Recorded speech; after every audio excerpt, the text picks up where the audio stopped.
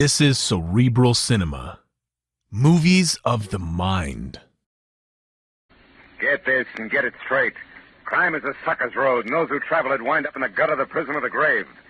This time I started with a Romanian from left field, got misled in the Philippine jungles, chased a beautiful blonde clear to Venice, and wound up with a friend from Siam, all without ever leaving Los Angeles. It happened like this. From the pen of Raymond Chandler, outstanding author of crime fiction, comes his most famous character in The Adventures of Philip Marlowe.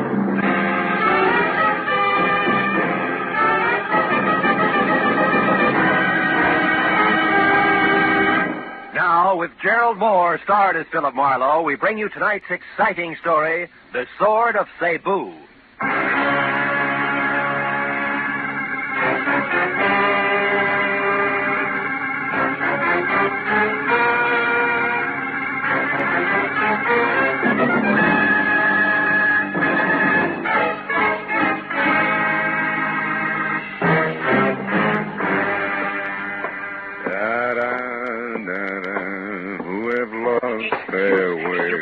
Where is the office of Philip Marlowe, the detective, maybe? Yeah, sure. Right around the corner here to your left. Oh, thank you very much.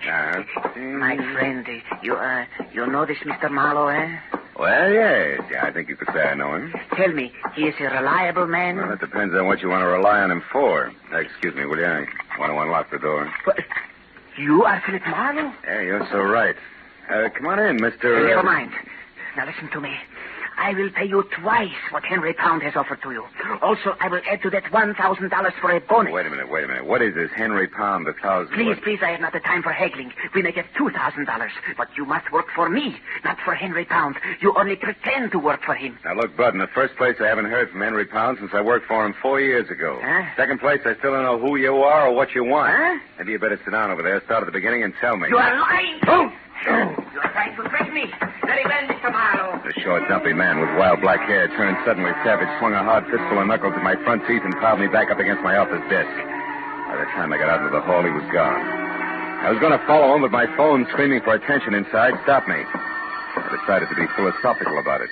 After all, screwballs find me all the time. Hello, Marlowe speaking. Hello, this is Henry Pound. Remember me? Yes. I just had a reminder. I've been trying to get hold of you for 2 hours. My boy, where have you been? Out to dinner. Now, listen, Mr. No, Pound, I me just... first, Marlowe. This is most important. What? I need your help again, immediately. Yeah, it no doubt includes a stubby crumb with a head full of wild black hair and a nasty temper that left you on the run 10 seconds ago.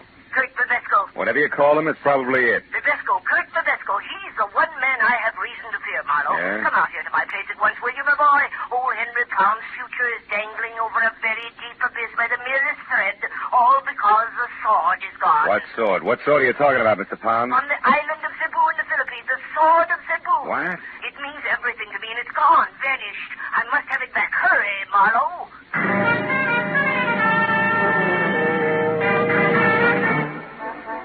20 minutes later, I pulled up in front of the walled-in jungle Henry Pound called home and zigzagged in through an Okinawan anti-evil spirit gate.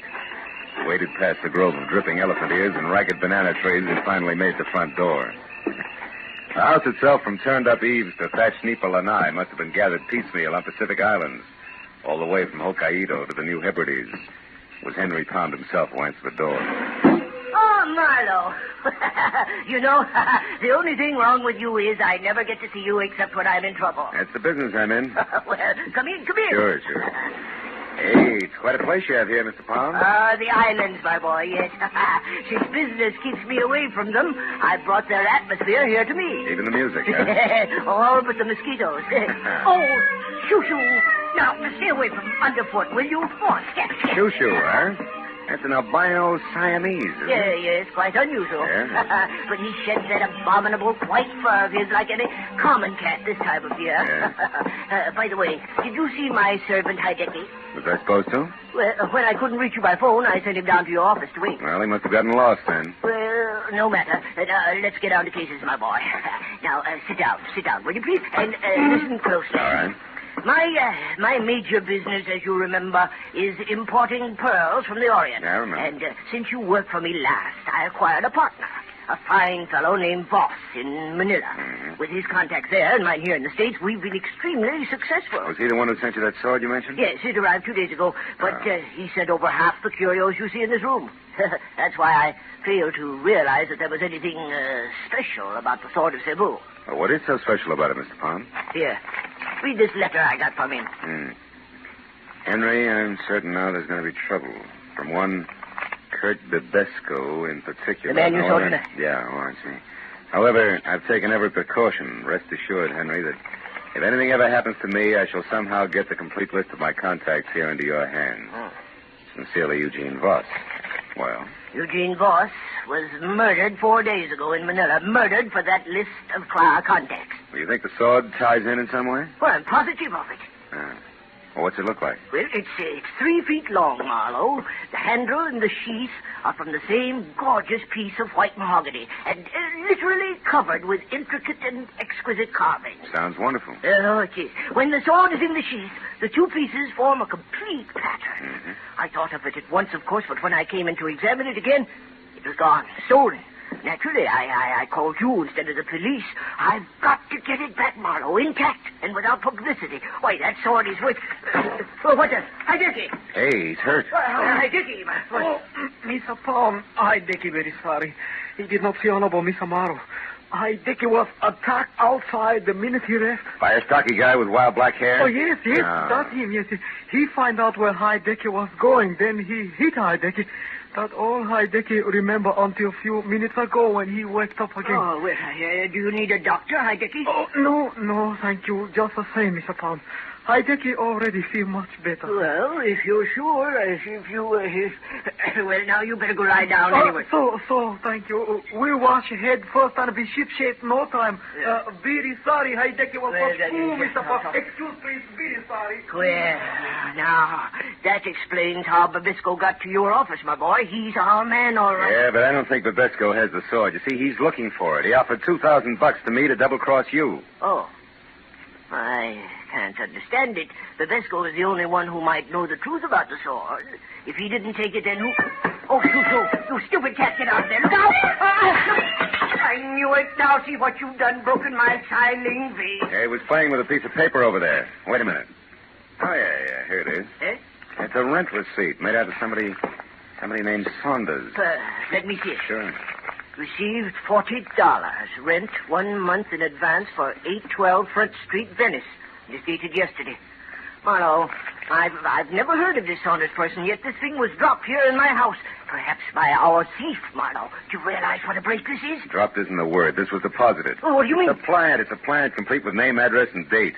It was left here by someone who wanted it to be found, because whoever has the sword of Saybu right now might also have it up for sale. I think you're right, my boy. Wait, what do you plan to do? The only thing I can do, go to Venice and strike a bargain in our favor, I hope. I'll call you, Mr. Pound.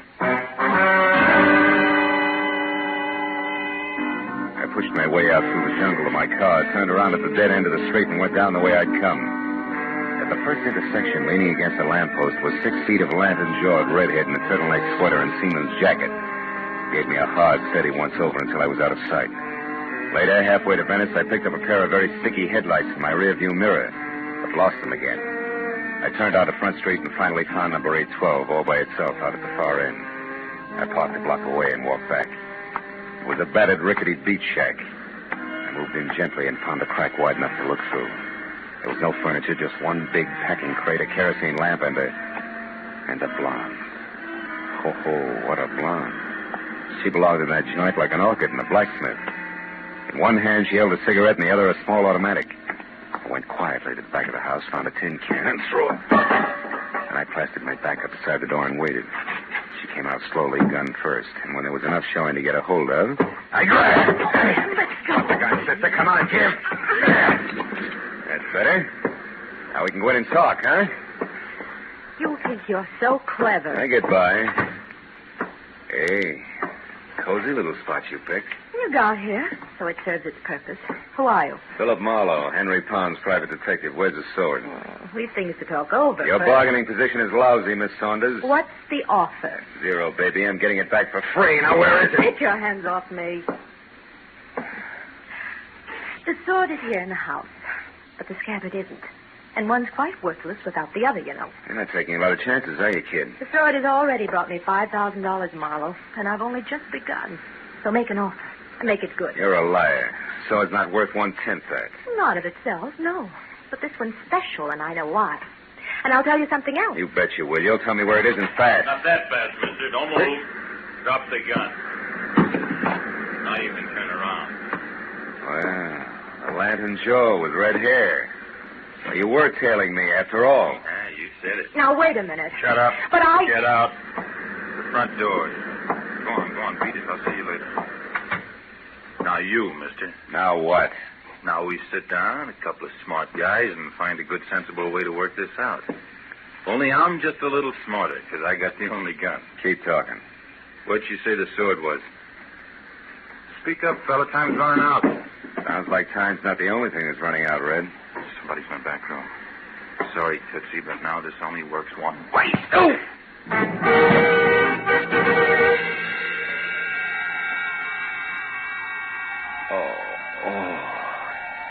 I couldn't tell how long I'd been out. But I felt like I'd lost at least a weekend in somebody's boiler factory. I got back far enough to realize that something was going through my pockets. He was snaggled tooth, had a week's growth of beard, and put the room in need of a healthy spraying of sweet air. Yeah, that's a little better. I thought you was done in there for a minute. Yeah? Who are you? Oh, what happened anyway? Yeah, that's what I'd like to know. Call me Sid. Okay. Yes, Sid. Yes, thank you. I was walking along the beach out there like I always do, when all of a sudden I heard a scream. You know, like it was a wounded cat. It came from in here. And I know this house has been empty for years. Was it you was screaming? No, I went out too fast. Yeah. Well, I come a-running, and just when I stepped up in the porch, a fella in a pea-jacket come charging out and beat it down the street. Yeah, I remember. Red and the noise in the back. Oh. Have you been in there, that back room? Me? Yeah. No, I just looked this far, and I found you. What's it all about, mister? What's back in there? Hey, bring that kerosene lantern, will you? Yeah, sure. Yeah, I got it. Look, a guy. Yeah, a wild-haired Romanian named Bibesco, with the sword of Saybu sticking clear through him. Dead center.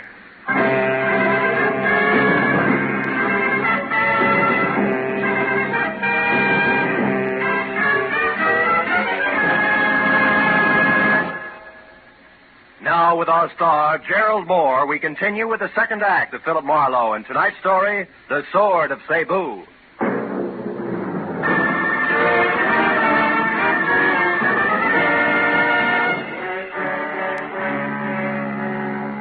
While the beachcomber gaped like a marionette with broken jaw strings at the impaled body of Kurt Bibesco slumped at our feet, I quickly covered the room and the back porch, which led to the beach outside, looking for the wooden sheath that belonged to the sword of Saybu, just in case Claire Saunders had been bluffing.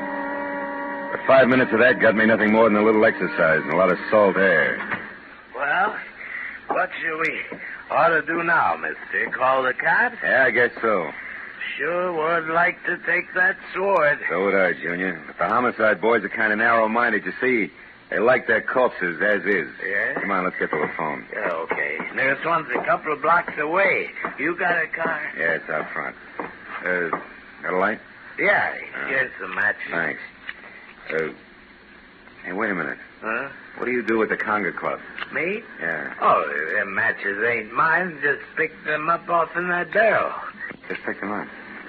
Conga Club, huh? You know where it is? Yeah, sure, it's right here in Venice. Ex-Marine runs Oh? it. Kind of wild, though. Cops raided it once. They had some dancing. Where is it? Where is it? Come on, it could be important. Straight down Front Street, Broadway, telephone block, and you're there. Uh-huh. Now, look.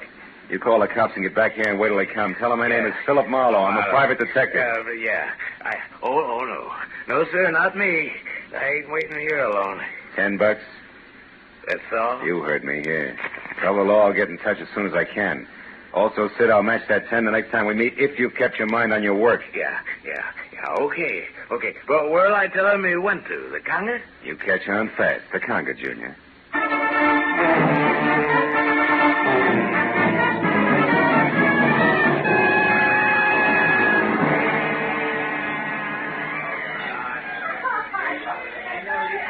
be, Mac? Scotch and a little information. Girl named Claire Saunders, dressed in a white linen... I never heard of her, Mac. Oh. I see so many people, you know. Yeah, sure. Now, you get what I mean, don't you, Mac? Oh, of course. Well, you better make that a double Scotch. I'm through. He should have known better. Trusting a fast dame with every cent of his war bonus, a jerk. Wait a minute. Huh? War bonus? Yeah. Who should have known better? Well, Yeah, I'll be with you in a minute, Charlie. Wait a minute. Look, who should have known better? My kid brother back in New York. He's a vet, Marines. He got his check from the state, and he turned it over to this Claire Saunders. They were going to get married. That's what she said. And that was the last he saw of her.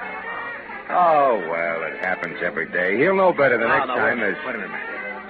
I just happen to remember. I know the doll. You do? Yeah.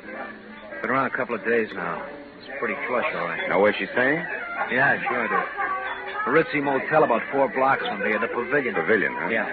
She got bungalow 10 there, Mac. I know because she was complaining about it being the N1 and too long a run for the bellhop and a cracked ice, she said. Oh. You go get her, Mac. And when you do, tell the kid brother that another ex-Marine tipped you off. Yeah, you bet I will.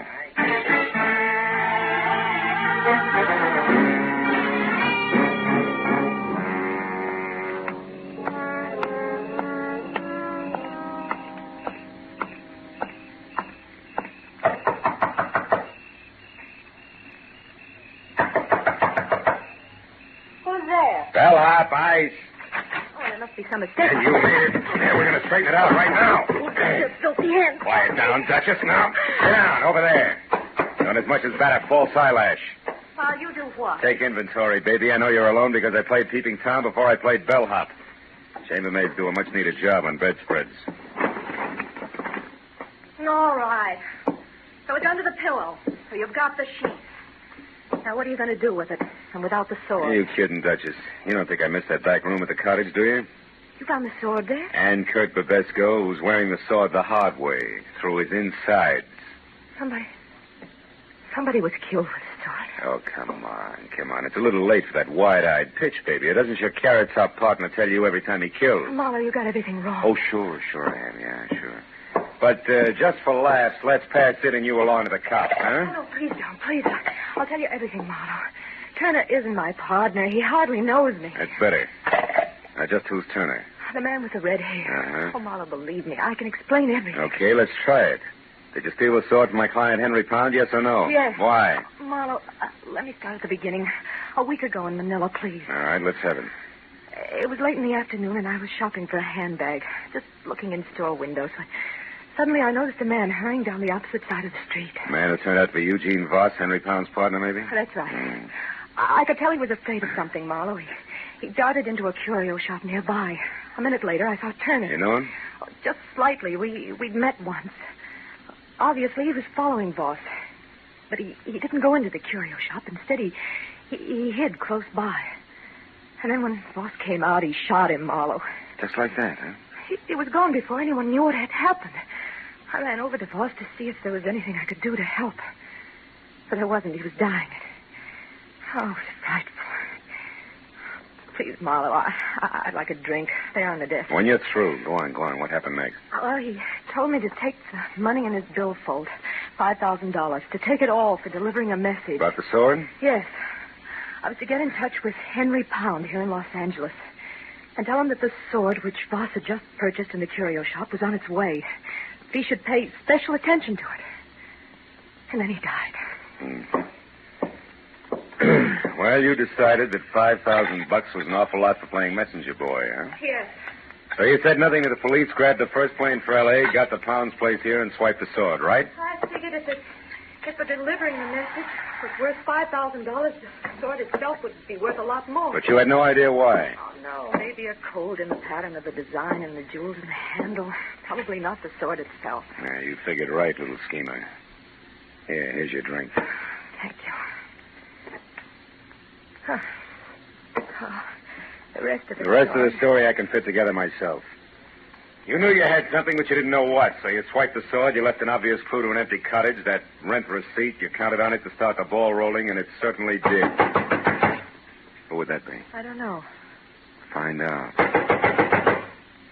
is it? Turner, I want to talk to you. Just a minute. You still sure you're not partners, Dick? Yes. I told you the truth, Marlowe. All right, answer it. I'll wait here in the closet with the door open wide enough for the barrel of a .38, just in case you've never been to Manila. Go on. All right. Open up, hurry.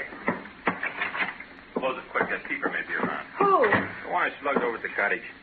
He wasn't there when I went back. Just some bum I scared away. Went back? Yeah, I went back. After you ran, there was some excitement, Sweets.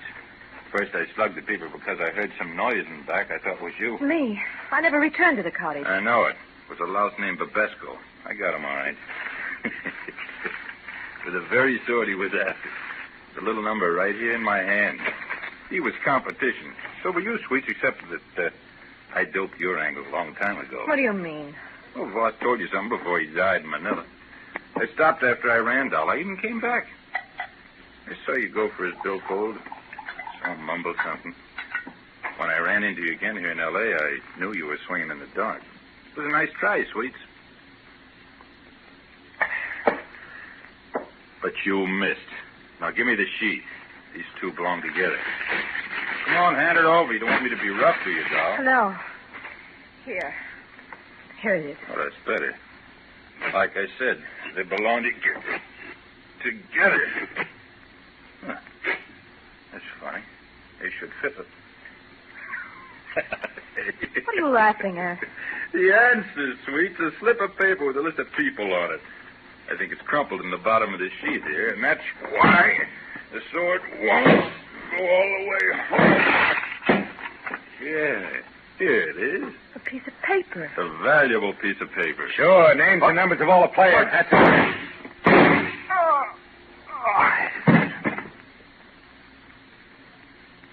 Marlowe.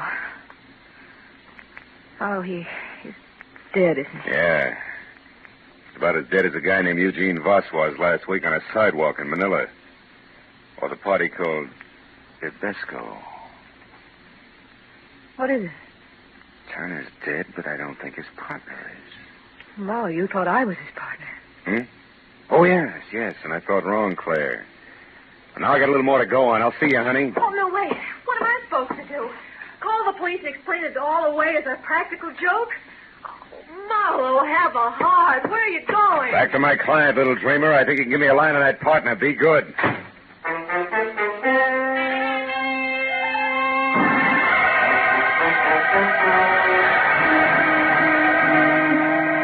I was an hour plus driving slowly back to the transplanted world on Crestline Drive, and all the way I kept adding and subtracting all the screwball figures I'd run into, hoping that someplace I'd find a mistake. But when I was there through the junior jungle and standing at the front door, I knew that my hunch was right. Marlowe, you got the sword? The sword and sheath alike, Mr. Pound. They're in my car. Also, I got news. Babesco's dead. I'm not sorry. So is Turner. I don't know any Turner, but why haven't you brought the sword and sheath in with you? Because they don't count, Mr. Pound. There wasn't any code in the pattern on either one. The answer was a slip of paper jammed down in the sheath. Here. Is that what we're after? Let me see. Yes, Marlowe, this is it. Oh, I knew he wouldn't fail me. I knew Boss was loyal. I knew it. Oh, better than that, Mr. Pound. You counted on it. And don't move a finger, Happy. It's a great night for killing. Now go on. Into the study. We're going to use the phone. But, Marlowe, you're insane. Sure I am. So much so that I let the hairs from an affectionate Siamese cat change my mind. About everything. Keep moving. The cat? What do you mean? I mean the Turner who shot Eugene Voss in Manila, who murdered Babesco out at the beach, who I just killed before he could kill me, had white hairs from a molting white Siamese cat all over his suit. The same kind of white hairs I got on mine when Shoo-Shoo rubbed against me. Now go on, open that door. In other words, Pound Turner was a friend here, not foe, and from there on in, it all figures. Or do you still think I'm insane? Yes, No, Marlowe, you're right. You bet I'm right. Turner was in this with me. A partner, you might say. You see, I knew that Eugene Voss was worried about competitors. Like Babesco, go on. Well, I knew that Voss would see I got his clients' list, the pearl dealers, if his life was really in danger. That gave you a brilliant idea. Put his life in danger. So you sent Turner to Manila to kill Voss once the list was on its way. Oh, how neat. But tell me, clean cut, why didn't you let Turner know about the sword at once? Because he was tricked. Voss planted a fake list at his hotel, hoping that Turner would find it and go his merry way, which Turner did. He didn't know it was fake until he arrived here this morning. Which, of course, didn't affect the scheduled murder. Nice and thorough, aren't you? Or have you left out some little detail I should know, like why you bothered having Turner get mixed up in this at all tonight? I would have brought the sword and sheath back for you without him. I know you would, Marlowe. That's why I hired you. But I also knew that there was a good chance that in finding the sword, you would also find that I deal in opium, not pearl. Oh, fine. And Turner was right behind me all the way, ready to kill me if I found that out from Saybu, huh? Precisely. Turner was right behind you, Marlowe, even as Heidecke is right behind you now in the dark. You fool. Why do you think I kept talking here, kept confessing? Speak up, Heidecke. Heidecke, talk! He can't, Mr. Pound. What? Heidecke is very unconscious. He's what? I hit him with a vase. A Filipino No, vase. no, you're lying! Heidecke! Heidecke! Hold it, Pound! Oh, my leg! Oh. Marlowe, you got him. Marlowe! What's the matter? Behind the curtain. There's nothing there, honey. Huh? Nothing more than a friendly cat named Shoo Shoo.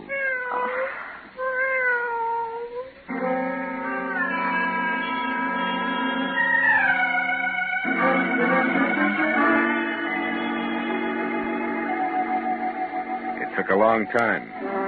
It always does. But finally, the police in Los Angeles and the police in Manila knew exactly who had done what to whom and why. All of which left Henry Pound, the vicious little character who wouldn't even recognize honor among thieves, with a short, unpleasant future. And I thought about him and every rotten thing he'd done as I walked through his imported island jungle to my car. Thought about him and Babesco, about Turner, the houseboy, about Eugene Voss, and I didn't think about Claire Saunders until I got to my car. It was in behind the wheel, headlights on. The words were written in lipstick the length and breadth of my windshield. Still, dear, I stepped out when nobody was looking. But don't fret. Because from here on out, I'm going to be very good. I've learned my lesson. P.S. My plane doesn't leave until morning. Would you like to help me Wait for it at the airport cafe. They have good food and they're open all night. Claire. Airport cafe. It's an hour's drive. Unless I hurry.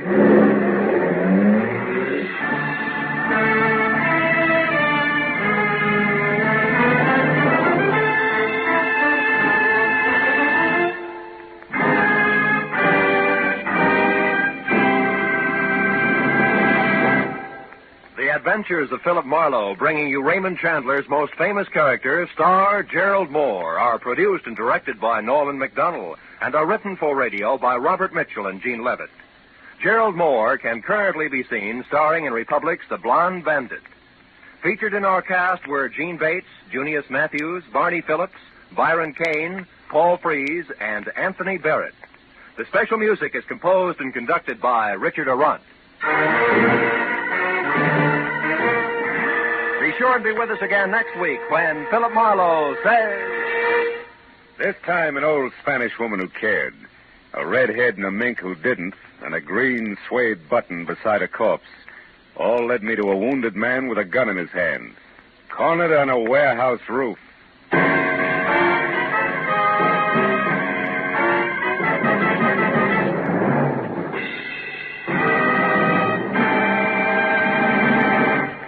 Now, stay tuned for Pursuit, which follows immediately on most of these same CBS stations. This is Roy Rowan speaking. This is CBS, where Burns and Allen are heard every Wednesday night, the Columbia Broadcasting System.